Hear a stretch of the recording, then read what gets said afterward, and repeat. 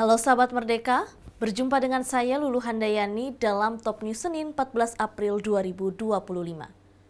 Pertama, Kejaksaan Agung menetapkan 4 tersangka suap kasus ekspor crude palm oil atau minyak mentah kelapa sawit. Selanjutnya, Presiden ke-7 Joko Widodo melawan soal isu ijazah palsu. Kejaksaan Agung berhasil membongkar praktik culas mafia peradilan dalam kasus suap ekspor CFO. Dalam penangkapan ini, Ketua PN Jaksel Arief Nurianta menerima suap dan atau gratifikasi sebesar 60 miliar rupiah. Kejaksaan Agung kembali menetapkan 4 tersangka dalam kasus dugaan suap di Pengadilan Negeri Jakarta Pusat ketika menyidangkan kasus korupsi ekspor minyak mentah. Mereka adalah WG alias Wahyu Gunawan selaku Panitera Muda Perdata Pengadilan Negeri Jakarta Utara, Marcella Santoso dan Arianto selaku advokat, dan Muhammad Arief Nurianta selaku Ketua Pengadilan Negeri Jakarta Selatan. Kronologi berawal ketika Wahyu Gunawan selaku Panitera Muda Perdata pada Pengadilan Negeri Jakarta Utara diminta mempersiapkan uang senilai 20 miliar rupiah oleh Muhammad Arief Nurianto yang kala itu menjabat sebagai Wakil Ketua PN Jakpus. Uang tersebut diperuntukkan agar terdakwa lepas dari dakwaan hukum. Muhammad Arief Nurianto akhirnya menyanggupi. Namun, Muhammad Arief Nurianto meminta uang kembali sebanyak 20 miliar dikalikan 3, sehingga berjumlah 60 miliar rupiah. Bahwa pada hari Sabtu tanggal 12 April 2025, sejak pukul 12.00 waktu Indonesia bagian Barat, tim penyidik Jampitsus pada Kejaksaan Agung Republik Indonesia melakukan tindakan penggeledahan di 3 tempat, yaitu di 3 provinsi di Jawa Tengah, Jawa Barat, dan DKI Jakarta. Sehubungan dengan perkembangan penyidikan perkara dugaan tindak pidana korupsi suap dan atau gratifikasi terkait penanganan perkara di Pengadilan Negeri Jakarta Pusat yang sebelumnya para wartawan sudah mendengarkan bersama, sudah ditetapkan 4 orang tersangka. Adapun barang bukti yang didapat selama penggeledahan tersebut adalah sebagai berikut. Yang pertama, diperoleh uang 40 lembar mata uang dolar Singapura pecahan 1.000. Kemudian 125 lembar mata uang dolar Amerika pecahan 100. Uang tersebut disita dari rumah Muhammad Arief Nurianta yang sudah ditetapkan sebagai tersangka 1 hari yang lalu. Kemudian yang kedua, penyidik juga telah melakukan penyitaan 10 lembar dolar Singapura uang pecahan 100 dan 74 lembar dolar Singapura dengan uang pecahan 50, di mana uang tersebut telah disita di rumah Arianto Bahri yang bersangkutan juga sudah ditetapkan sebagai tersangka 1 hari yang lalu. Kemudian yang ketiga, telah disita 3 unit mobil yang terdiri dari 1 mobil merek Toyota Land Cruiser dan 2 unit mobil merek Land Rover. Kemudian 21 unit sepeda motor. Ini di sebelah kanan saya, banyak motor besar ya. Dan 7 sepeda. Juga ini disita dari rumah Arianto Bahri. Kemudian penyitaan uang senilai 360.000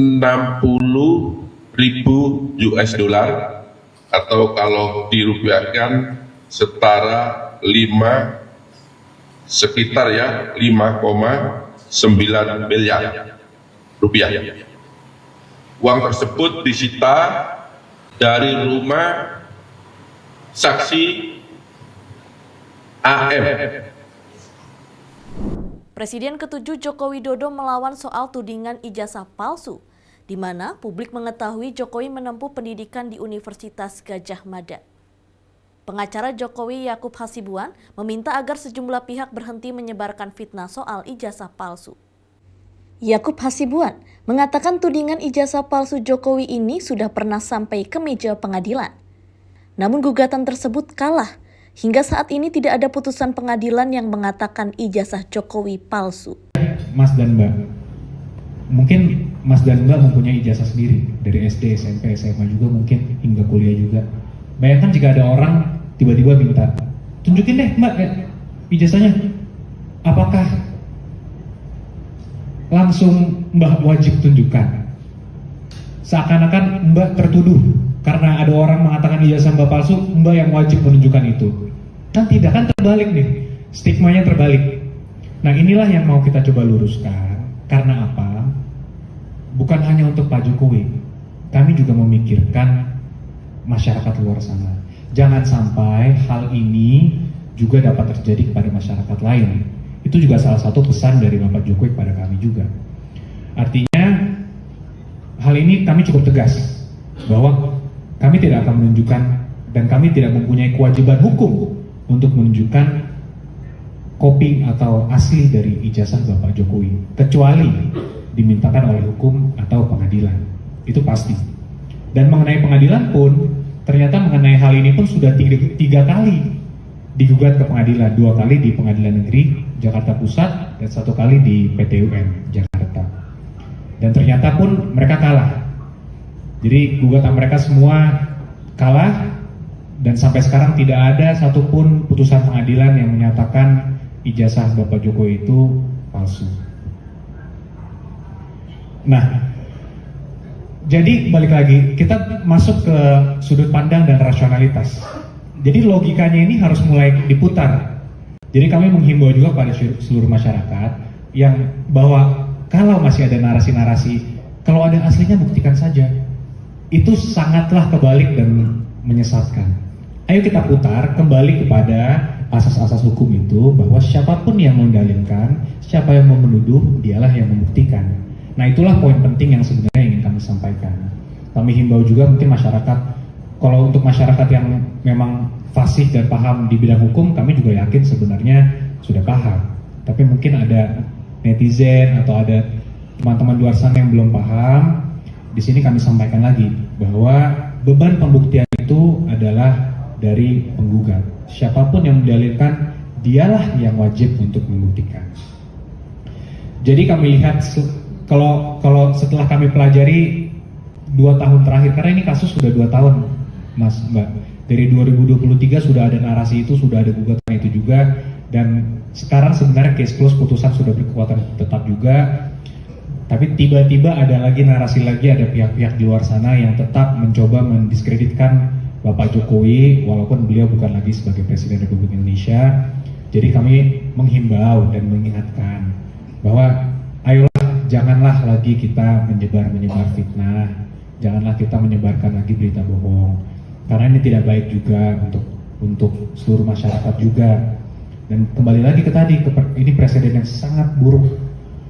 Karena saya pun bukan hanya, saya sebagai sipil saja, saya bukan pejabat, saya bukan apa, saya sebagai sipil aja, pasti saya sangat berkeberatan jika ada orang yang menuduh saya ijazah saya palsu, kemudian seakan-akan saya yang harus terbeban untuk membuktikan. Kan logika hukumnya saja sudah tidak masuk akal sebenarnya.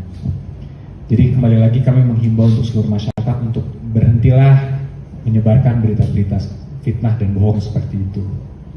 Nah, kemudian ada juga. Demikian informasi kali ini bersama saya, Lulu Handayani. Simak berita lainnya hanya di merdeka.com.